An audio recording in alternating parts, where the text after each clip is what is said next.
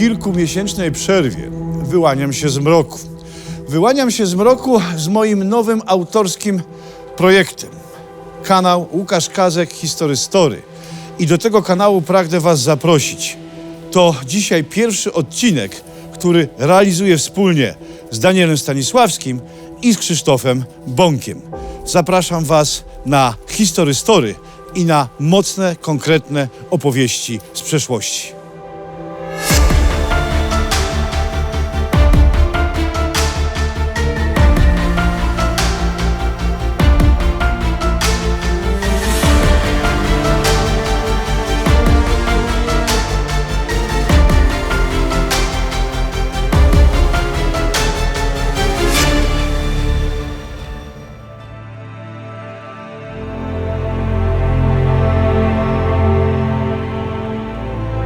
Podczas 6 lat trwania II wojny światowej demoniczne państwo Hitlera ściągnęło do siebie około 15 milionów robotników przymusowych, niewolniczej siły roboczej, która miała tyrać, aby Rzesza była w stanie prowadzić wojnę. Front wschodni była to maszynka do mielenia mięsa. Nowe roczniki Niemców powoływane i wysyłane do praktycznie unicestwienia. Na 5 żołnierzy Wehrmachtu w czasie II wojny światowej, którzy walczyli na wszystkich frontach, jakie prowadziła III Rzesza, 4 zginęło na froncie wschodnim. A więc Niemcy potrzebowali siły roboczej, która miała zastąpić ich mężczyzn wysyłanych na rzeź przeciwko Stalinowi. Do tego byli potrzebni robotnicy przymusowi. 15 milionów. Szczytowy okres 1944 rok, gdzie jednocześnie w Rzeszy przebywa 7 milionów robotników przymusowych, niewolników.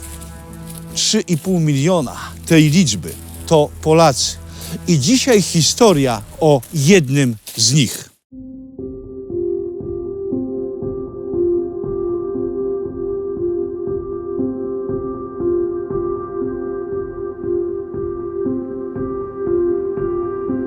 Spali w chlewach, w oborach, w stajniach, w stodołach, najczęściej nawet ze zwierzętami. Praktycznie nie mieli żadnych praw. Praca ich była katorżnicza i kompletnie nieograniczona żadnymi ramami czasowymi. Polskiego robotnika przymusowego mógł sobie nawet Niemiec wychłostać. Tak, jak niewolnika w XVIII wieku na plantacji bawełny. Mógł wychłostać, bo stwierdził na przykład, że nie wykonywał dobrze jego poleceń. Polscy robotnicy przymusowi musieli mieć naszytą literę P. Jeżeli ktoś nie miał takiej naszywki, mógł dostać karę grzywny około 150 marek. A jeżeli dalej nie miał, to wylądował w obozie koncentracyjnym. Za seks z Niemką groziła zawsze kara śmierci. Do tego dochodziło jeszcze zakaz wchodzenia do restauracji, szynków niemieckich, wchodzenia do teatrów, kin czy na przykład filharmonii. Nie wolno było wchodzić również do obiektów sakralnych. No chyba że oczywiście takiś pan niemiecki stwierdził, że dzisiaj zrobi wyszyk dla Polaków, to wtedy łaskawie mogli bezpośrednio wejść. To właśnie w takich majątkach jak ten ci ludzie pracowali ponad siłę. Pracowali, aby na przykład wyprodukować żywność, która była ogromnie potrzebna Wehrmachtowi, który szalał na frontach II wojny światowej po Europie. I jednym z takich robotników był Stefan Łosik, którego osobiście poznałem i którego właśnie historię dzisiaj Wam opowiem.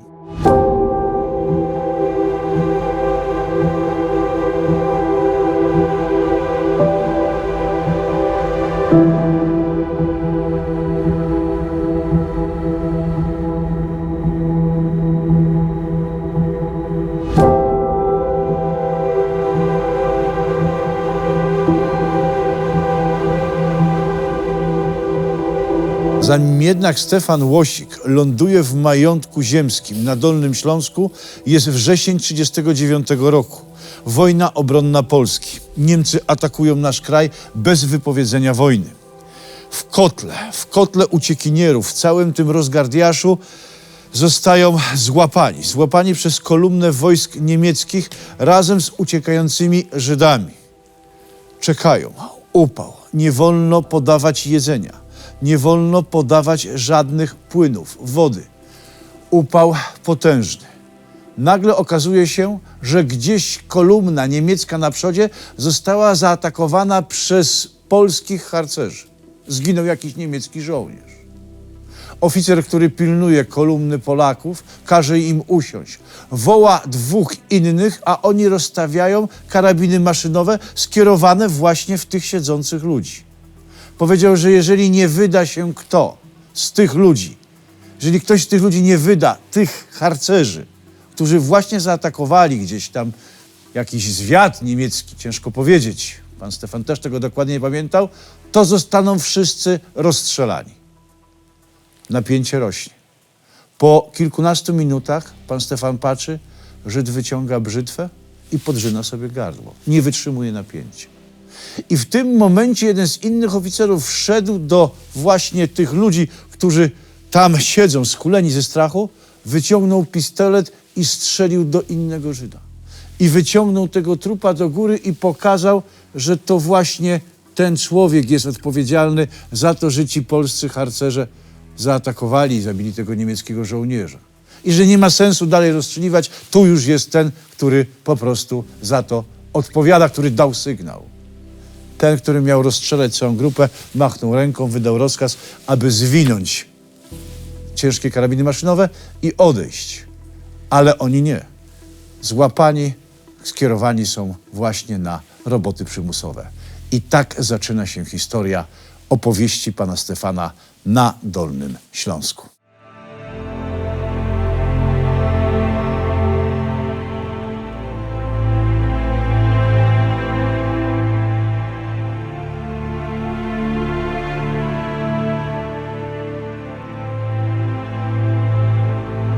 Pan Stefan był w grupie młodych chłopaków, nastolatków, 17, najstarszy miał 20 lat. Stefan, Władek, Józef, Franek, Piotrek. Fajna ekipa, która powinna grać w piłkę albo się uczyć, a nie tyrać u szwabów za marne grosze albo za nic, za miskę zupy i też przekleństwa i poniżanie. Oni oczywiście byli w przerwach od pracy, w dworze, w stajniach, w stodołach, izolowani od Aryjczyków. Jak Aryjczyk szedł, musieli mu schodzić z drogi. Aryjczyk, pan niemiecki. Tak się kazano zwracać. Powiedziałem, że za seks z Niemką groziła Polakowi kara śmierci. Krew nie woda, wspomina pan Stefan. Te Niemki nie miały mężów. Ich mężowie byli na frontach. A my, młode chłopaki, wysportowane, kiedy się człowiek rozbierał, było lato, do żniw, one się przyglądały. I my też przyglądaliśmy się im. Krew nie woda. Pierwszy zaczął chodzić Józek, potem inni. I po jakimś czasie Niemiec jeden zauważył, że Józek wychodzi od Niemki przez okno nad ranem. Zadenuncjował go do gestapo. Przyjechało gestapo i Józka aresztowali.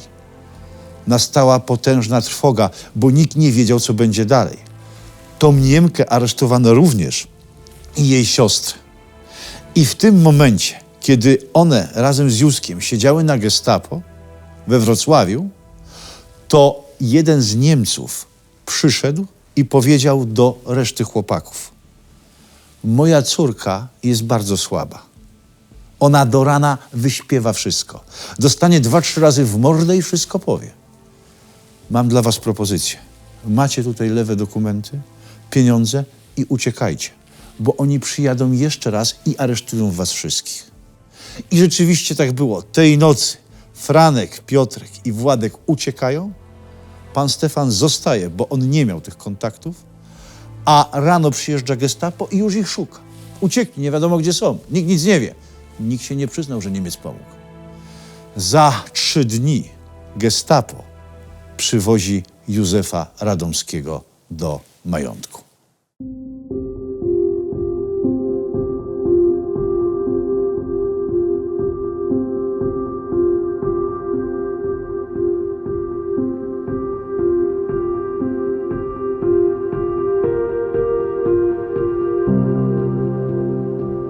Wszyscy przerwali pracę. Ci w oborach, stodołach, w chlewach. Przerwali też pracę ci, którzy pracowali w polu i u pana w pałacu. Wszyscy byli ściągnięci na taki wielki plac, na którym rosła stara czereśnia. Patrzymy, wiozą Józka. Wychodzi Józek z tego auta i dwóch gestapowców, jeden taki miał taki kapelusik z piórkiem, drugi w mundurze. Wyprowadzają go. Józek się uśmiecha. Oni mu chyba nawet nie powiedzieli, co go czeka. Uśmiecha się, kiwa do mnie. Ja mu odkiwałem, ale ja już wiem, co go czeka. A on chyba nie wie. Prowadzą go pod to drzewo owocowe, a tam już właśnie linka, sznur przygotowane. Jak on to zobaczył, to zbladł. Dopiero się zorientował, że chcą go powiesić. Zaczął się wyrywać, rzucać, krzyczeć. Uderzyli raz w głowę, drugi, skopali. Stracił przytomność. I tak półprzytomnego zawiesili na szyi linę i powiesili. Myśmy płakali. Człowiek nie mógł odwracać w ogóle wzroku. Kazali cały czas patrzeć. Łzy ciekły po policzkach. A na końcu, kiedy go powiesili, to jeszcze taką tablicę mu zawiesili na tej szyi, gdzie było napisane: Józef Radomski, zbrodniarz polski.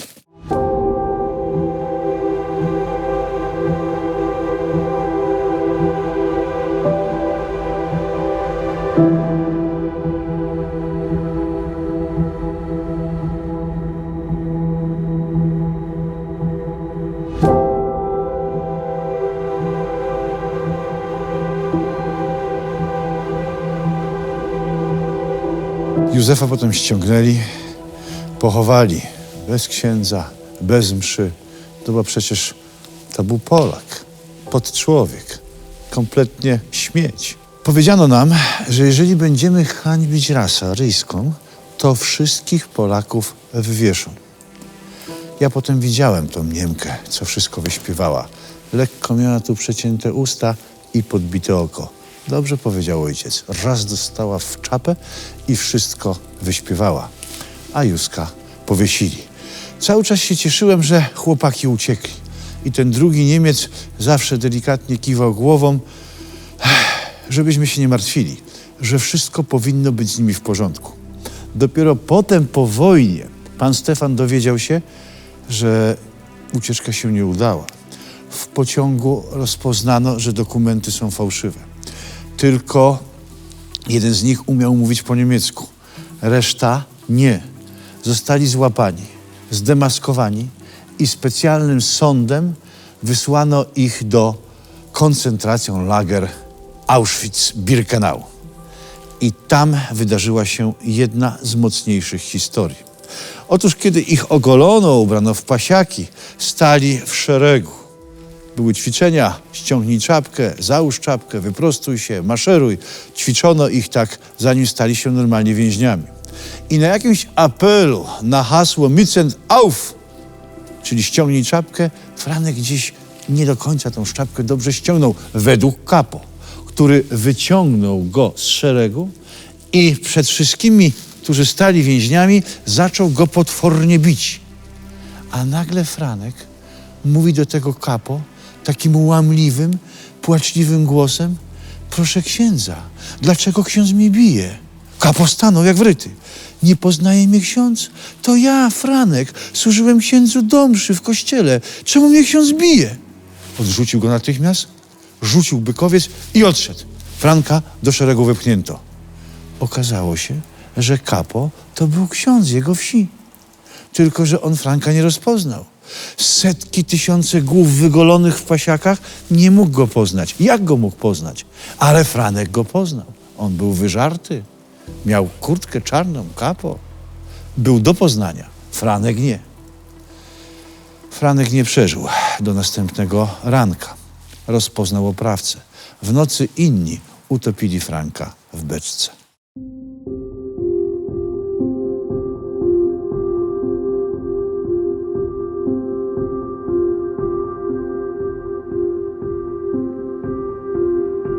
Po wojnie reszta chłopaków ocalała. Wróciła do swojej rodzinnej miejscowości, która była w centralnej Polsce. Okazało się, że kiedy poszli na mszę do miejscowego kościoła, ten, który bił Franka, tą mszę odprawiał. Krzyknęli, że uduszą, nie będę tutaj przeklinał kogo, domyślacie się, złapią w łapy i rozszarpią na miejscu. Uciekł. Biskup go gdzieś przerzucił, tu na Dolny Śląsk, na ziemię zachodnie. Ślad po tym barbarzyńcy zaginął. Nadchodzą Rosjanie, wspomina pan Stefan. Niemcy panicznie się boją, łukają, modlą do Boga. Krzyczą, że Rosjanie będą robić potworne rzeczy. No takie same, jakie oni robili. Rosjanom czy Polakom, czy innym narodom, które podbili. Niemcy się pakują, uciekają w Sudety. Tak, w Sudety, tu bezpieczny tenant i stamtąd może uda się przebić do strefy angielsko-amerykańskiej. Robotników polskich część zabierają, a część zostaje. Nasz bohater zostaje w majątku. Ma pilnować dobytku i oczywiście inwentarza przed Rosjanami. Na moście gromadzą się oddziały Hitlerjugend, które mają bronić za pomocą działa przeciwlotniczego mostu i rozwalać sowieckie czołgi. Rosjanie weszli z takim impetem, że tę zgraję niemieckich fanatyków dosłownie roznieśli w pył. A to działo, z którego oni mieli walić do sowieckich czołgów, wisiało rozprute nad rzeką na moście. Kiedy pan Stefan wyszedł, leżał jakiś człowiek z rozjechaną całkowicie twarzą i klatką piersiową. Tak właśnie, przejechały po nim gąsienice czołgu. To, mówi, był Niemiec. I jak pan wiedział? Poznałem. Na nogach miał skarpetki. Sowieci mieli onuce albo jakieś łachy i szmaty.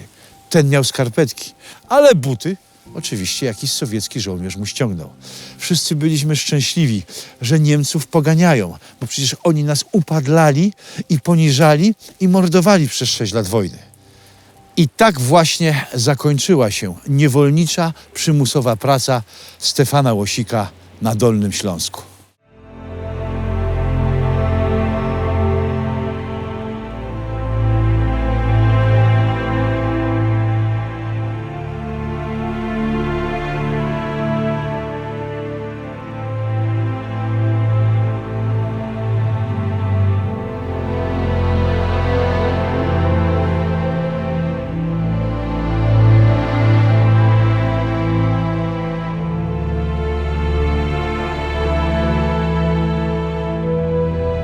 Obecnie historycy szacują, że od XVI do XIX wieku z Czarnego Lądu, a więc z Afryki, do obu Ameryk przywieziono do niewolniczej pracy 11 milionów ludzi. 11 milionów przez 4 wieki. Trzecia Rzesza w ciągu 6 lat przywiozła do siebie około 14 milionów jeńców wojennych, robotników przymusowych i więźniów. Ten demon, proszę sobie wyobrazić, w ciągu 6 lat przebił 400 lat handlu niewolnictwem na świecie. Jedną z tych osób był bohater dzisiejszego odcinka, świętej pamięci Stefan Łosik. Pan Stefan odszedł od nas 29 listopada 2022 roku. To jedno z jego ostatnich zdjęć ze swoim prawnuczkiem Dominikiem.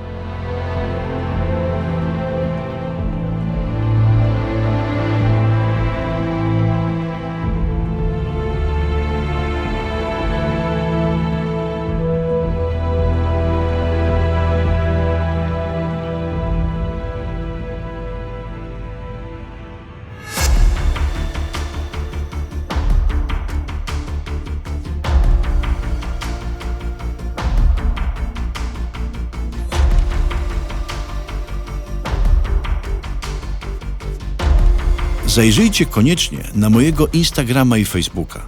Znajdziecie tam wiele ciekawych treści. Zachęcam Was do subskrybowania mojego kanału. Pamiętajcie o łapce w górę i o naciśnięciu dzwoneczka. To przypomni Wam o kolejnych odcinkach, które dla Was przygotowałem. Mój kanał znajdziecie pod adresem historystory.pl. Łukasz Kazek. Do zobaczenia.